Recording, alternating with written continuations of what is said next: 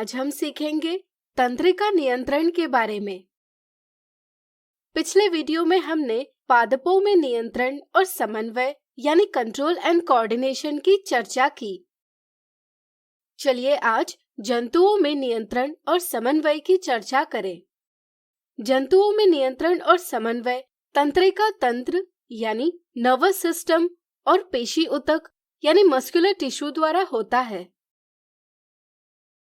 Neuron, तंत्रिका ऊतक तंत्रिका कोशिका यानी कि न्यूरॉन के एक संगठित जाल से बना हुआ होता है। न्यूरॉन तंत्रिका तंत्र की संरचनात्मक और क्रियात्मक इकाई है। न्यूरॉन कोशिका काय यानी सेल बॉडी, द्रुमिका यानी डेंड्राइट और तंत्रिकाक्ष यानी एक्सॉन से बना हुआ है।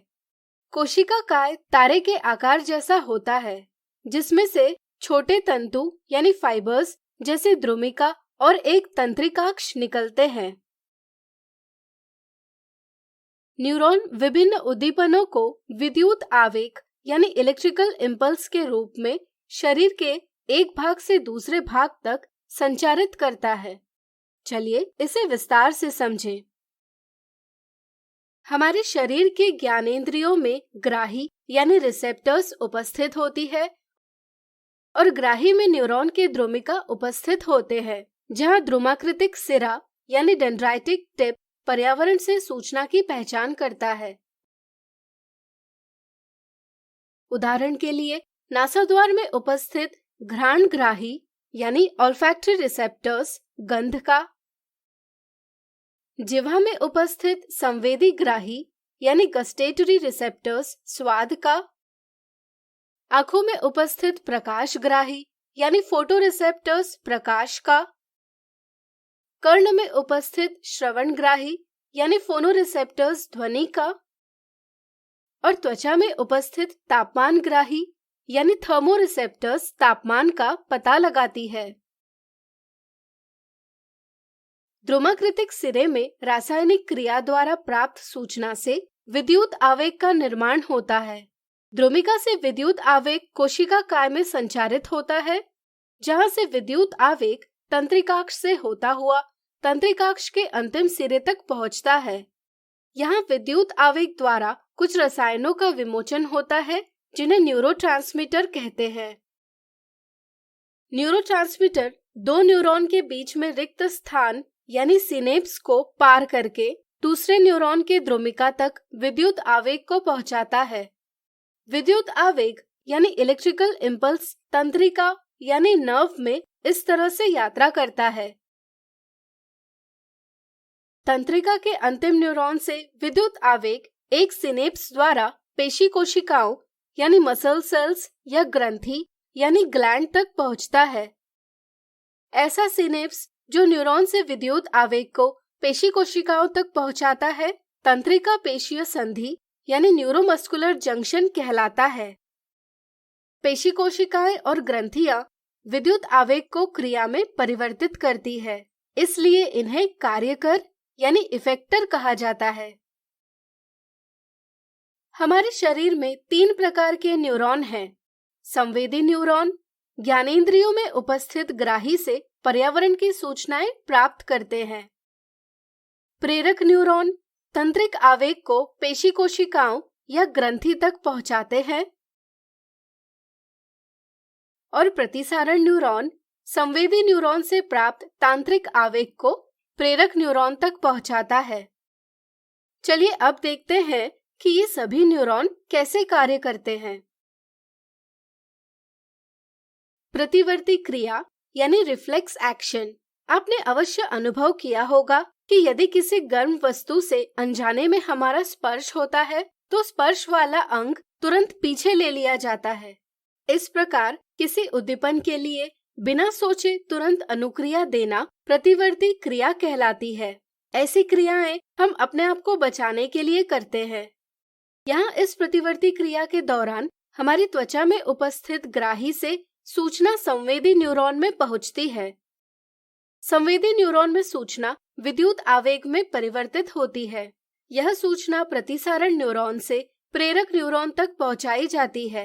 संवेदी न्यूरॉन और प्रेरक न्यूरॉन के बीच के संबंधन को प्रतिवर्ती चाप यानी रिफ्लेक्स आर्क कहा जाता है। यह प्रतिवर्ती चाप मेरुरज्जु यानी स्पाइनल कॉर्ड में बनते हैं। मस्तिष्क में जाने वाली सभी तंत्रिकाएं मेरुरज्जु में एक बंडल बनाती है।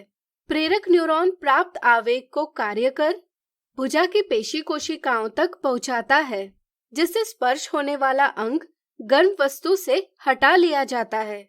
यह अनुक्रिया हम बिना सोचे करते हैं। यदि यह क्रिया हम सोचकर करते तो सूचना मस्तिष्क तक जाती और प्रतिक्रिया देने में विलंब होता, लेकिन इतने समय में स्पर्श होने वाले अंग को हानि हो सकती है।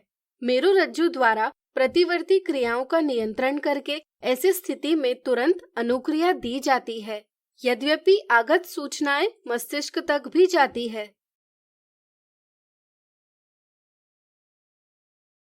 मस्तिष्क हमारे द्वारा की गई सभी क्रियाएं प्रतिवर्ती क्रियाएं नहीं होती, जैसे चलना, बोलना, दौड़ना इत्यादि। ऐसी क्रियाओं के लिए सोचना आवश्यक होता है। सोचकर करने वाली क्रियाएं ऐच्छिक क्रियाएं यानी वॉलेंटरी एक्शंस कहलाती है। इसमें हमें हमारा मस्तिष्क यानी ब्रेन सहायता करता है। मस्तिष्क विभिन्न आगत और निर्गत यानी इनपुट एंड आउटपुट सूचनाओं को समाकलित करता है। इसलिए मस्तिष्क हमारे शरीर का मुख्य समन्वय केंद्र यानी मेन कोऑर्डिनेटिंग सेंटर है। मस्तिष्क में 3 मुख्य भाग होते हैं: अग्र मस्तिष्क यानी फोर ब्रेन, मध्य मस्तिष्क यानी मिड ब्रेन और पश्च मस्तिष्क यानी हाइंड ब्रेन। अग्र मस्तिष्क मस्तिष्क का मुख्य सोचने वाला भाग है, जो प्रमस्तिष्क यानी सेरेब्रम, हाइपोथैलेमस और थैलेमस से बना हुआ है। प्रमस्तिष्क हमारी ऐच्छिक क्रियाओं को नियंत्रित करता है। प्रमस्तिष्क में विभिन्न ग्राहियों के लिए विभिन्न क्षेत्र होते हैं। प्रमस्तिष्क में विभिन्न साहचर्य क्षेत्र भी होते हैं, जो इन संवेदी सूचनाओं, अन्य ग्राही से प्राप्त सूचनाओं एवं मस्तिष्क में पहले से एकत्र सूचनाओं का अर्थ लगाता है और अनुक्रिया से संबंधित निर्णय लेता है। इस निर्णय को प्रेरक क्षेत्र यानी मोटर एरियाज तक पहुंचाया जाता है, जो ऐच्छिक पेशी यानी वॉलेंटरी मसल्स की गति को नियंत्रित करता है। हाइपोथैलेमस शरीर का तापमान, भूख, वृद्धि जैसे कार्यों का नियंत्रण करता है। हाइपोथैलेमस के नीचे पीयूष ग्रंथि यानी पिट्यूटरी ग्लैंड उपस्थित होती है, जो रुधिर में विभिन्न हार्मोन स्रावित करती है। मध्य मस्तिष्क शरीर की सभी अनैच्छिक क्रियाएं करता है। यह क्रियाएं हमारे नियंत्रण में नहीं होती। पश्चिम मस्तिष्क पॉन्स, मेडुला और अनुमस्तिष्क यानी सेरेबेलम से बना होता है। अनुमस्तिष्क ऐच्छिक क्रियाओं की परिशुद्धि यानी प्रिसीजन तथा शरीर के संस्थिति और संतुलन यानी पोस्चर एंड बैलेंस को नियंत्रित करता है, तथा मेडुला हृदय स्पंदन यानी हार्ट बीट, लार आना यानी सलाइवेशन और वमन यानी वॉमिटिंग इत्यादि जैसी अनैच्छिक क्रियाओं यानी इनवॉलेंटरी एक्शंस को नियंत्रित करता है, जो हमारे नियंत्रण में नहीं होती। मेडुला के नीचे मेरुरज्जु उपस्थित होता है। मस्तिष्क और मेरुरज्जु की सुरक्षा। मस्तिष्क और मेरुरज्जु कोमल अंग है। मस्तिष्क की सुरक्षा हड्डियों के बॉक्स, कपाल यानी क्रेनियम, जिसे खोपड़ी यानी स्कल भी कहते हैं, के द्वारा तथा कपाल के अंदर स्थित मस्तिष्क मेरु द्रव यानी सेरिब्रोस्पाइनल फ्लूइड तरल द्वारा की जाती है। यह द्रव प्रघात अवशोषित यानी शॉक एब्जॉर्ब करता है और मस्तिष्क की रक्षा करता है। इसी तरह मेरुरज्जु की सुरक्षा कशेरुक दंड यानी वर्टिब्रल कॉलम या रीढ़ की हड्डी यानी बैकबोन द्वारा की जाती है। केंद्रीय तंत्रिका तंत्र और परिधीय तंत्रिका तंत्र। मस्तिष्क और मेरुरज्जु केंद्रीय तंत्रिका तंत्र यानी सेंट्रल नर्वस सिस्टम बनाते हैं। केंद्रीय तंत्रिका तंत्र शरीर से विभिन्न सूचनाएं प्राप्त करता है और इनका समाकलन करता है। प्राप्त सूचना के लिए प्रतिक्रिया देने के लिए पेशियों तक संदेश पहुंचना चाहिए। इसके लिए मस्तिष्क और मेरुरज्जु से विविध तंत्रिकाएं निकलती है। मस्तिष्क से निकलने वाली तंत्रिकाएं कपाल तंत्रिकाएं यानी क्रेनियल नर्व्स कहलाती है तथा मेरुरज्जु से निकलने वाली तंत्रिकाएं मेरु तंत्रिकाएं यानी स्पाइनल नर्व्स कहलाती है। कपाल और मेरु तंत्रिकाओं से परिधीय तंत्रिका तंत्र यानी पेरिफेरल नर्वस सिस्टम बनता है। परिधीय तंत्रिका तंत्र केंद्रीय तंत्रिका तंत्र और शरीर के अन्य भागों के बीच में सूचना का संचार करता है, जिससे पेशी में गति होती है।